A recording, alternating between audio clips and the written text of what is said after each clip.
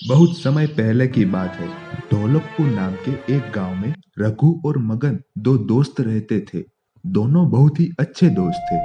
इसी वजह से दोनों साथ में प्याज का व्यापार करते थे। उन दोनों में से मगन बहुत ही लालची किस्म का आदमी था। व्यापार हमेशा उसकी इच्छा के अनुसार होना चाहिए, ऐसा मगन सोचता रहता था।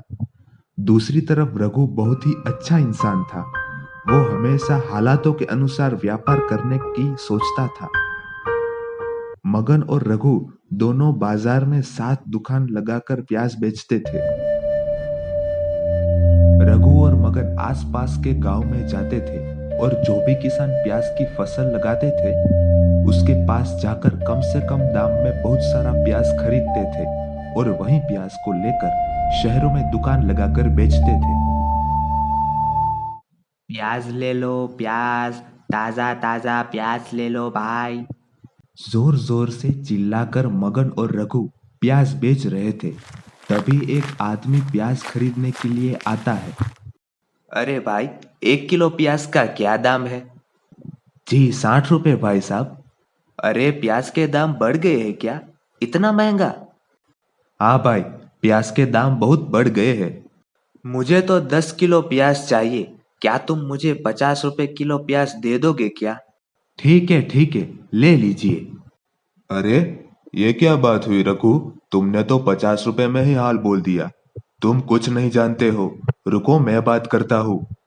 अरे भाई, अगर आप 10 किलो या उससे भी ज्यादा लोगे ना तो भी 50 रुपए किलो प्याज नहीं मिलेगा। देखो, 60 रुपए किलो प्याज लेना हो तो लो, वरना आपकी मर्जी। मगन की इस तरह बात करने की वजह से वो आदमी वहां से चला जाता है। अरे मगन, हमें तो अपने हिस्से के पैसे मिल रहे थे ना, तो फिर तुम्हें उस आदमी से ऐसे बात करने की क्या जरूरत थी? अगर हमने एक आदमी को भी इस दाम में प्याज दे दिया तो फिर सारे ग्राहक इसी दाम में खरीदने के लिए आएंगे। हमें खरीदे हुए पैसे से ज्यादा दामों में प्याज बेचना पड़ेगा, वरना हमारा ज्यादा मुनाफा नहीं होगा। कल देखना, वही आदमी वापस आएगा और इसी दाम में प्याज खरीद के जाएगा। मगन की बात सुनकर रघु चुप हो जाता है और अगले दिन मगन ने जो बात बताई थी उसके अनुसार वही आदमी प्याज खरीदने के लिए वापस आता है।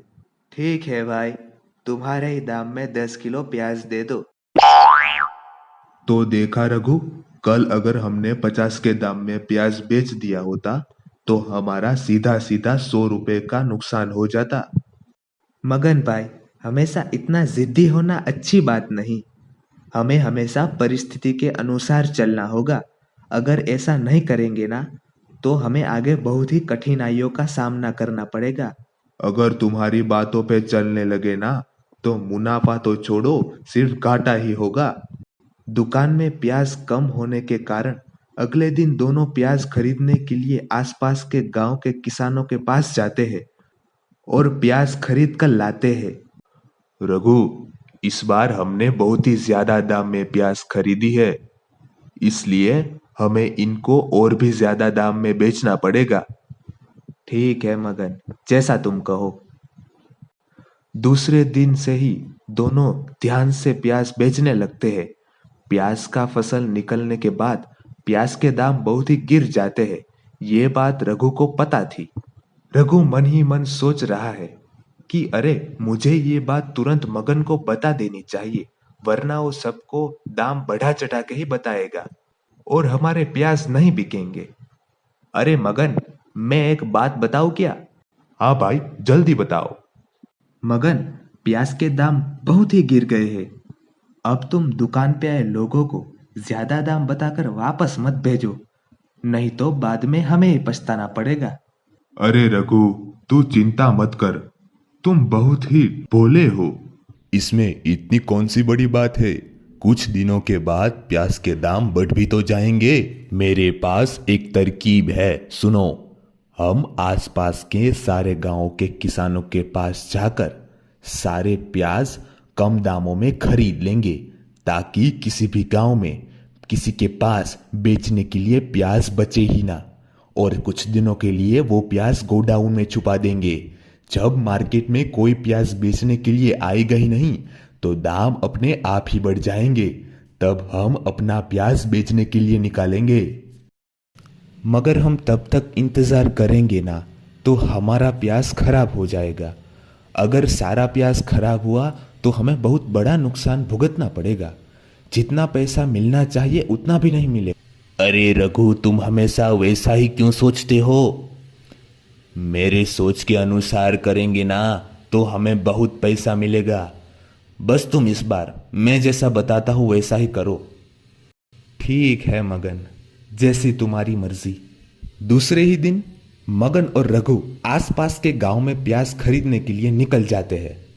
आसपास के सभी गांव वालों के किसानों के पास जाकर सारा प्याज खरीद लेते हैं और अपने गोडाउन में स्टोर कर देते हैं।